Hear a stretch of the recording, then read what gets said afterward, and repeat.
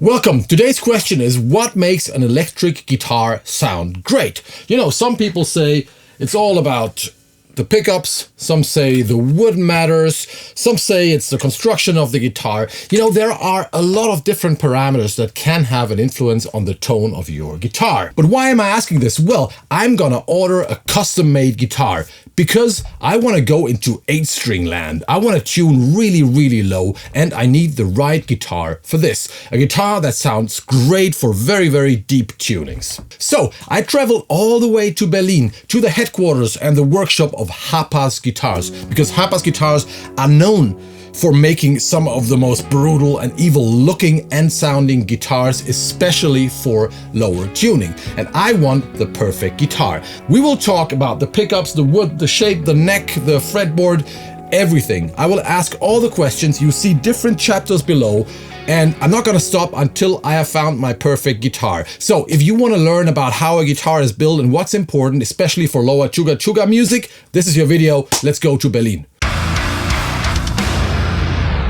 This is Robert from Hapas Guitars, who's gonna help me to hopefully find exactly what I want. And we're gonna start, I thought we would start with choosing the right wood, but they told me we should start with finding the right shape. Yes. Why is that? Okay, so here we are. These are the basic models what we have. The modern line, the Kaiser, the Siren, and these are the classic shapes, like the Sludge, the Judge, and Deus. What do you like? Like spontaneously, I would either go for this, like a modern Taylor whatever thingy, jazz, or I would go for this one. I don't own a guitar like this, so this could also be interesting. My main question would be, is there a difference in sound? Like if I choose this one for this one, or does that matter? Does the shape affect the guitar tone? Not as much as you think, as you might think. It depends more on the thickness, the body.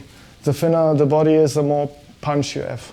And you offer guitars in different thicknesses? You can not choose from. These three are 40 Fixed? mil and 35 are these two. So that means this sounds a little tighter and more aggressive than that one? Just a little bit. This is not a huge difference, but I would say that's something important if I want to tune the guitar to like the lower E. Isn't it? I want to go chuga. Isn't it better to have a tighter and punchier? For me, I would always choose this one. Okay. And I can have it with 1 or 2 pickups? Yes. Because I've seen it, like, so that doesn't matter. Because, I mean, who needs a second pickup if you just do chuga? If you don't need it, don't buy it. Is there a difference, like, because this one has a straight bridge, this one has a slanted multi-scale, bridge? If you play more rhythm style guitar, like power chords. Yeah, I'm the more like the stupid kind of guitar, like, so that's for me. Okay, I get it. If you play more solos or lead guitar, this is might be better. No. I don't do that. At least not on this guitar. But I can choose, right? I can also have this one with the slanted bridge if I want. And you also offer Evertune. Yes. Next question would be, what scale do you recommend if I want to go? It depends on tuning you want to play. If I want to play on F sharp and E, maybe like 1 octave. You know the lower. Isn't that low? Like one octave under the standard tuning. I say if you play standard to C or drop B like Slipknot, the standard scale is enough.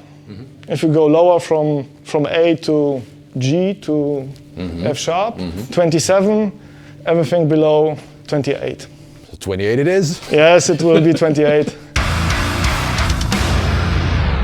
And you've told me something I've never heard before. You said a low-tuned guitar, extended range guitar, actually sounds better with only 6 strings compared to 8 strings. Yeah. Why is that? It sounds better because you have less wood. On the neck. On the neck. The less wood you have, the more punchier is the sound. The 6-string guitars sound always punchier. Okay, that more attack, more more yeah. aggressive. This is what you need when you go low. I like that. Yeah. I want a jack. Let's move on with the next chapter and choose the right wood for my guitar. Follow me.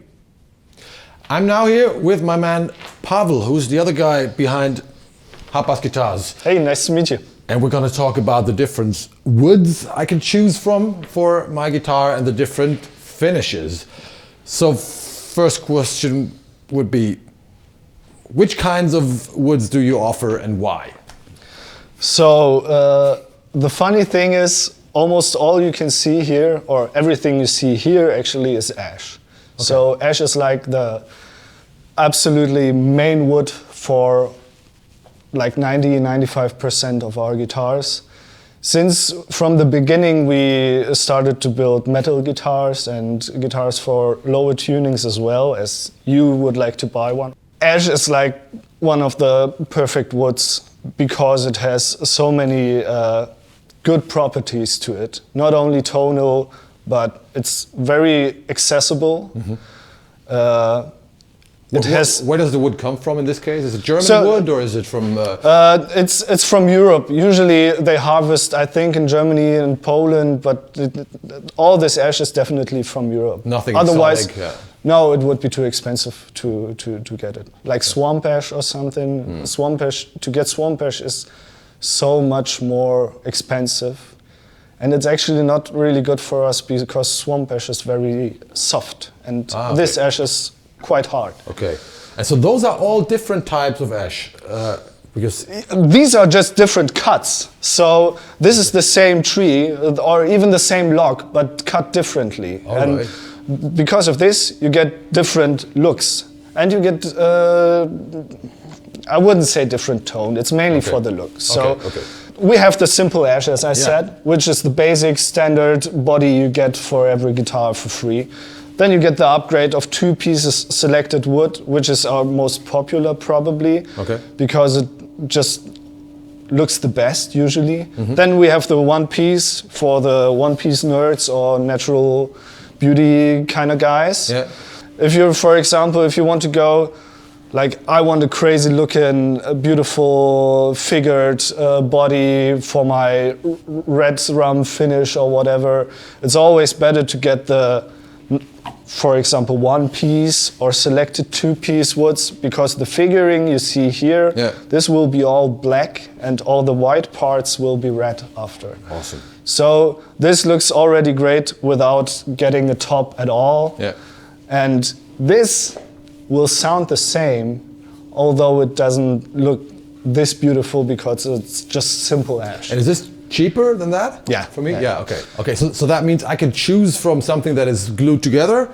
Exactly. Which is more affordable compared to a 1 piece, but there's no actual tonal difference, right? Or so I wouldn't say in the world of electric guitars that I could hear if the guitar I'm playing is glued out of 2 pieces or is made of 1 piece. And what we have here is basically almost the same we got there, but this is roasted ash. And the thing with roasted ash is the roasting process changes a bit not only the tonal properties, but also like the look, because it's brown, it's like caramelized. Some people love it, some people hate it, but it's lighter. It's less lighter.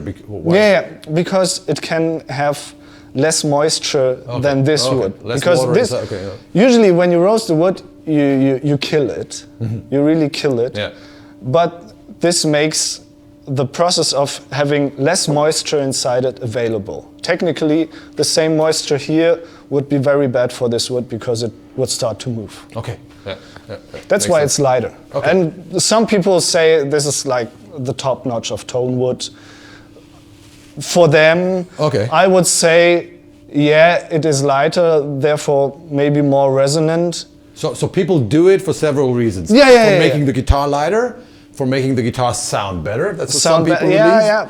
And for making it look differently, because I assume you can't treat this like you can treat this, right? Exactly, and that's why when we choose the body wood, we always ask the customer, what finish would you like? Okay. Because if you say you want a certain type of color to your guitar, then these can fall out. Right, and right. It's not possible to stain, because we always stain our colors Yeah.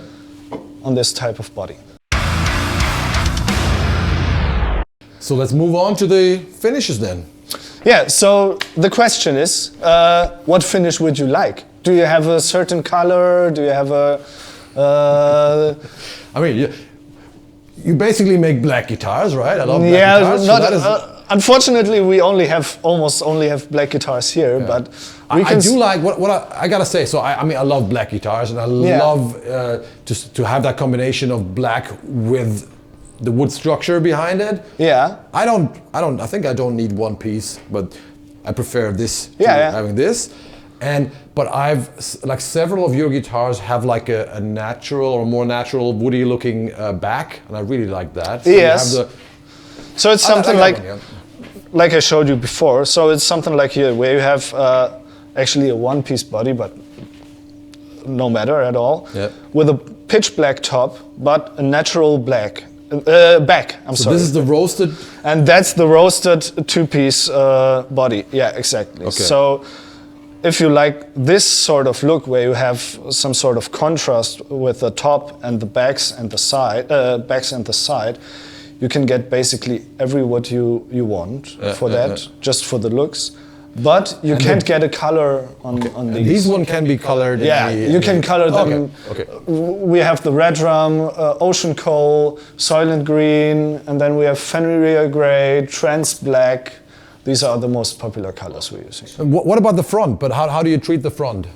Yeah, so basically if you want it black, we put black stain on it. And if you want, we call it pitch black, we have to do several coats because stain is always some sort of transparent, even like the best stain. But the good thing with stain is that stain doesn't build up like lacquer. So if we would spray it black, you would lose all the fine textures of the grain, of the look of the grain. Yeah. So that's why basically all our guitars look so natural, and people are like fascinated and ask us, why do your guitars look like this? Are they even spray coated or whatever? And that's basically the look of the wood. Okay, you don't use any lacquer on the. Oh, we use lacquer, but extremely thin. Thin, just a very, very final layer. Okay. What about tops, like maple tops? Yeah, and so traditionally the first maybe rock or metal guitar has a maple top. The Les Paul. Yeah, right. Exactly. So the thing with tops is tops look beautiful, and I know these glossy finishes and everything looks beautiful. When we started making guitars, we have sort of a mindset to make it more simple, therefore better quality-wise. So we try to put more effort in like frets or neck shaping or whatever to make a better guitar, and you spend your money in a better handcraft than like maybe in the top, because the top is quite... But what happens sonically, like to the guitar tone if I add a top? Is there a difference, or... I could tell you so many things you would like to hear, but I'm not...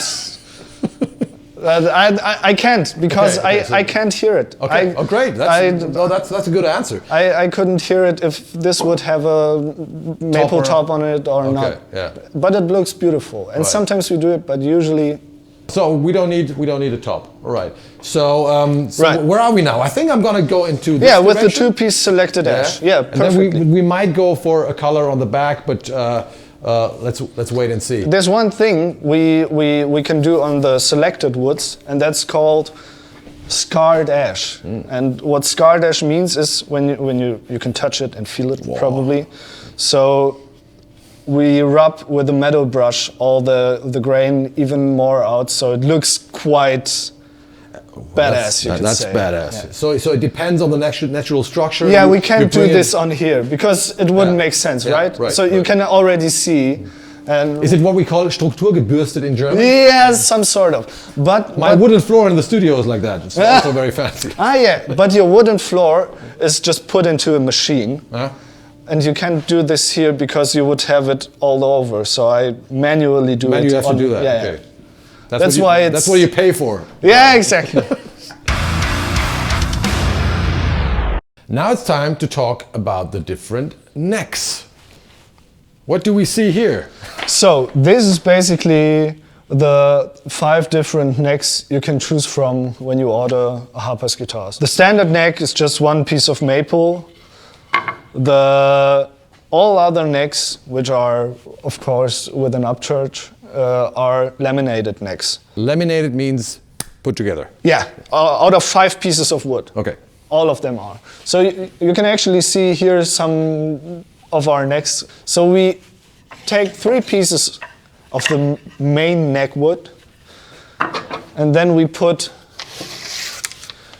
2 stripes onto them and glue them together, right? So they look like this. Why? Stability? Or? Exactly. Okay. Why? Yeah. Why would we do this? So the beauty of the wood is that it's a natural material and it looks great and it feels good, but it's alive. Alive, it's moving, right? Exactly. Yeah. So we try to prevent moving by having these pieces cut like this, smaller pieces cut like this, so it's not a bigger chunk.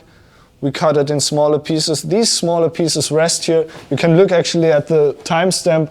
All what we got here, we cut in 2018. Okay. So it's here for quite a while, so for years already. So it can find a more stable position for itself. Yeah. So when we glue this together, and when we shape the neck out of it, it won't move as much after shaping the neck as a one-piece neck could do. So wait, what do we have? We have a maple, standard one-piece maple, laminated maple, wenge, paduk, and roasted maple. And those are lighter than maple, like. Yeah, so the roasted maple is the lightest because the humidity because is gone, of the right? yeah. I'm learning. It's good. It's good. It's perfect. So the other maple is just good as well because maple is not really super heavy, but paduk and wenge, the exotic ones that look like super fancy and stuff, they have the downside of being really some sort of heavy, you could say. Okay. Our necks are quite thin, so it's not as much as like a baseball bat, but it's still heavier. Yeah. If it's something for you that is important, you should go with a lighter neck. Okay. Let's talk about the construction. Yeah. Which kind of bolt-on, set neck through, what do you offer? Exactly. So these are the most common ones. Yeah. Bolt-on, set neck, and neck through. Bolt-on and set neck is quite similar in sort of how the neck is made, because the neck is just as short as the neck itself is. Neck through is as long as the guitar is, right? So that's like a big difference. And also there's the screws and glue part. Yeah. People used to say neck through guitars sound the best, but the issue with these long necks is the longer the neck, the more issues you could have with twisting. So if you keep the neck as short as possible and into a reasonable amount of pieces, you have a really stable and well-structured neck. The other thing is, if you want one-piece bodies, as we have talked before, like the root of all evil and very basic in terms of build, you can't have that with a neck-through guitar because you don't have a body. You have wings glued onto it. And I'm actually not that super fan of too much glue on the body. Okay. So that means you don't offer neck-through guitars? No. Okay. We only offer bolt-on guitars, not only because of all the stuff I told you, but actually we figured the most attack and almost everything in our guitars is about some sort of attack, because the lower the tone, the more you need the high frequencies to cut through, to have it accurate. Yeah, to cut through. And if the neck is actually bold, onto the body, you don't only have the strength of the glue like put together and then the clamps are off and it's loose. Okay. It's just loose glued. No, the bolts actually push the body onto the neck, and the bond is the tightest. And the tone is just the fastest. Okay. I also always thought neck through would be the most resonant, best thing. It's the sustain. People used to say the sustain is the best. For what we do, it's not about the sustain. No, it's about the. Yeah, you want the tone to have it right at the second you play it. So I've already learned two things, like a thinner body and a 6-string construction and a bolt-on neck all give me more attack. I'm learning. Exactly. One downside, people say it's a downside, so the accessibility obviously is better with a... but you know, I just do so exactly. Who cares? You just mentioned fretboards, so I think that would be the next natural... So fretboard. Some years ago, 4 years ago, I think, we started to change completely to Ridgelight. Which is what? Exactly. What is Ridgelight? And the reason behind this is, obviously, everybody have seen the issues with rosewood that we had for the year when they tried to test out how it would work to have rosewood sort of forbidden. And it's very likely for the future to have ebony, rosewood and all that stuff not allowed to export. And it's good because you really don't need rosewood on every $100 guitar. Right, it's just, it's such a mess with the environment. Yeah, right. And we try to look out for just other alternatives. Alternatives, right. So we use Ridgelight. And yeah, right, take one. Looks like this, so not really much you can see there. You can get it in different colors, but we stay true, we stay black. Of course, but this is not just, it's no wood, it's made out of what? No, it's layers of paper glued together with some sort of resin, especially for this. It's extremely durable. Yeah. It's not affected by humidity or temperature changes at all. Okay. This is the material where all your frets sit in. It's even more dense than ebony, so everything you would want... And even more black than ebony. Even more black. The problems with ebony is that it's not always completely the same. It's natural, right? But this is, you always know 100% what you got. Right. So your frets won't move in there, they won't come out, they won't have these sharp edges. It won't wear. It's great really material. It's perfect. And so that means we don't have any questions and alternatives because this is the perfect solution. Yeah, pretty much. Okay. So you could go with a roasted maple, but and this looks way cooler anyway. Yeah, so we gotta go for this. Definitely. Never heard about it before. Great solution. And it's good for the environment. Bingo. Let's talk about the frets. That's something you wanted to show me, right? Yeah, there's something I wanted to show you. And we talked about the Ridgelight, that Ridgelight is like really strong and is perfect for the frets to sit in. There's one thing more sort of special with our guitars. So if you look at this neck, you see the fret slots. They're not up till the very end. Going through the entire neck, but they just stop, I don't know, 2 millimeters before the edge of the... Exactly. So the thing about this, it's very time consuming to make it, but in the end you get a more pretty looking and better feeling neck, because on the side of the frets you won't have these slots, which they won't come out because it's Ridgelight, but it looks better and it feels better actually And that's basically with all our guitars we do. We do this. Looks beautiful, but that means you need more time. Yes. To build so it, right? Yeah. if you cut these all out with a saw, usually you have 24 saw blades, and it takes maybe 2 seconds. But routing these takes 30 to 40 minutes. Oh wow! So, okay. Yeah.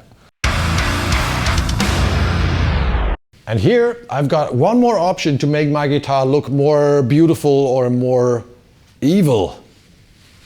What about? The recessed pickguard. A pickguard. Yes, another cool feature what we have is there's nothing to do with the sound. It sounds the same, but it looks different. Okay, you can choose different kind of woods. To do it, we have this feature on these 3 models: the Judge, the Sludge, and the Siren.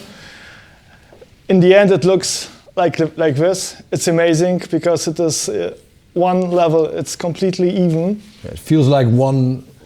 Okay, and so I can choose between different woods, like with different looks, and I can have it in basically any color, right? Or the colors. We can stain the maple one. Right. This is a natural color. Looks amazing. This is natural. Yeah. Wow. It's Purple Heart. That's nice. Yeah.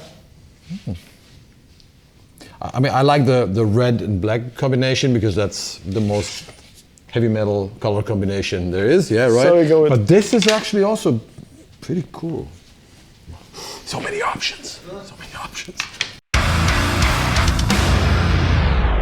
Final chapter. Let's talk about pickups. And one thing that, at least I think so, is quite unusual is that a guitar company like you is also offering pickups that are also made here.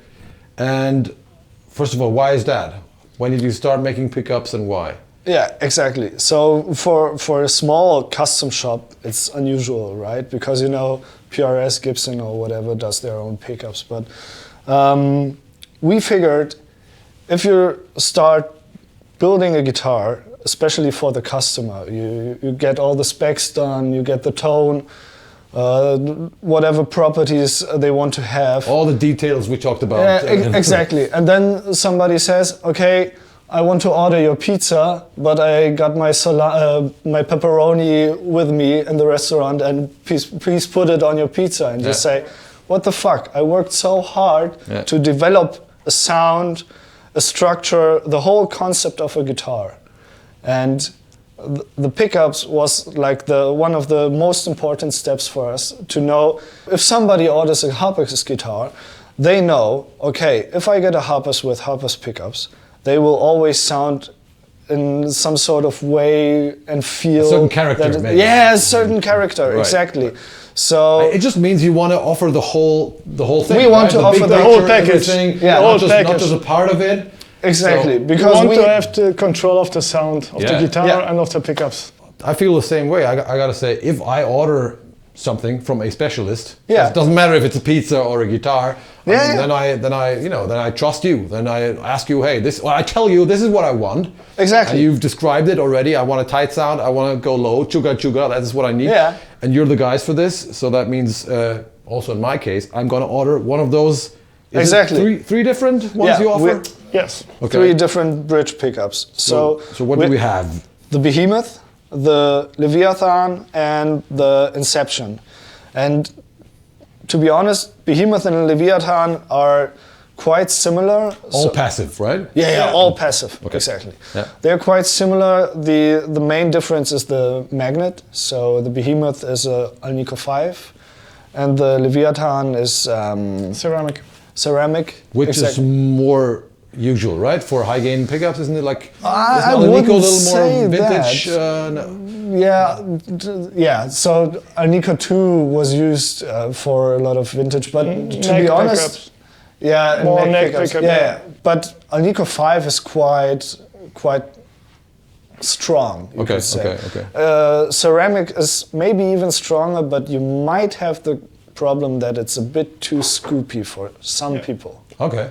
It has a little bit low end, and the highs are the treble, the higher frequencies.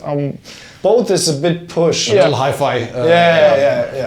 So, for example, we talked about it. If you prefer active pickups, then you would probably go with the Leviathan way. Okay. And the third option, I don't think is that interesting. It's more for all the technical super freakazoids, whatever. Yeah, it's the Inception.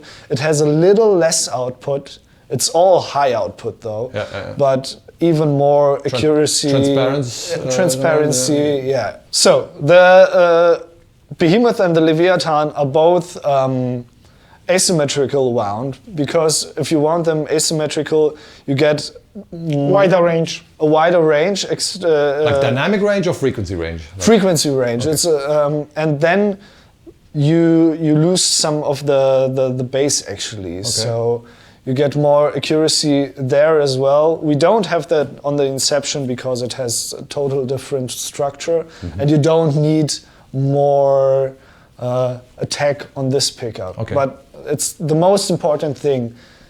Low guitars means low frequencies, and you want to get the high overtones of these frequencies. And you get them with all three, but all in a certain... That's our main story today. Wait. Attack, attack, attack. Right? Yeah. Let's attack. All about the attack. Okay, so that means if I'm coming from EMG 81s. Yeah. You know, I'm old. I still live in 2005. Look at Robert. Yeah. I mean, come on. But I'm still coming from those days when EMGs were like hip. Now I think Fishman's or something like there's a new kid on the block always. Yeah, but so that you would recommend the ceramic. Yeah, the Leviathan with the ceramic. For you, maybe. For you. Yeah. There's one thing I wanted to tell you, because you take an 8-string guitar and get rid of the 2 high strings, right? Yeah. So obviously we build 8-string pickups as well, but the main reason why 6-string, or the 6 to 8, it's the 6-string with 28 inches in our range, how we call the guitars, sounds actually better than the 8-string is because we can use 6-string pickups. And the winding of the pickup is always different. You can't make... Right. You can't copy a 6-string pickup on an 8-string. You need more wire because it's exactly. Longer, you would need more wire. More wire means less high frequencies, or less wire, but then you don't have the same amount of windings. So that's important. So that means if you do the same pickup for a 6-string, 7-string, 8-string guitars, they're all going to sound different. You can't make the same pickup. You can't make the same pickup. The 6-string can sound. You can have the most output out of a 6-string with all the overtones. If you want all the overtones on an 8-string pickup, you will have less output. Yeah. If you want the output, you will have less overtones. All right. You understand? Right. Yeah, it's that compromise. So that's why the 6 to 8, what you want to have, is the right choice. Is the right choice. Yeah, right. Okay, now I got to brainstorm. Now I got to find out what I want. But first of all, I'm going to check out some of the guitars. Yeah, let's go. Do it.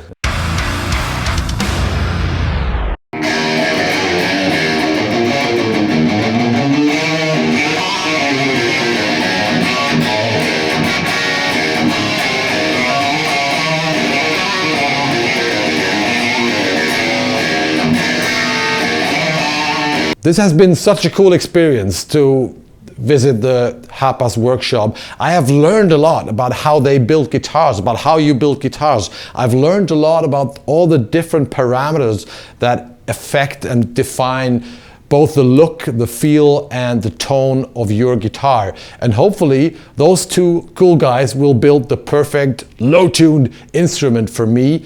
I'm really looking forward to checking it out, both on this channel and in the studio. Now I'm gonna go home and do a lot of brainstorming, a lot of thinking about what I actually want. Thanks a lot to Hapas Guitars for doing this. Oh, I'm so excited. I found the perfect combination and now I'm waiting for that guitar that I have ordered. Probably the guys will be able to get it done until Guitar Summit in Mannheim. You know, that guitar trade show. If you are anywhere close, in Germany or anywhere close, go to Guitar Summit. It's so cool. It's really cool. And I'm also there for 3 days drinking beer. But I'm also doing a masterclass about recording guitars of the home studio. I'm doing an interview at the sound and recording booth, and I'll be hanging around. So make sure to go to Guitar Summit. And here's hoping that my Hapas guitar will be finished by then so I can pick it up. And then, of course, I will show it and present it to you in another video on this channel, which means if you haven't subscribed yet, you should better do that now. Ring the bell so you don't miss that video and don't miss that guitar. That's all for today. Thanks for watching. I see you in hell, motherfuckers. Bye-bye.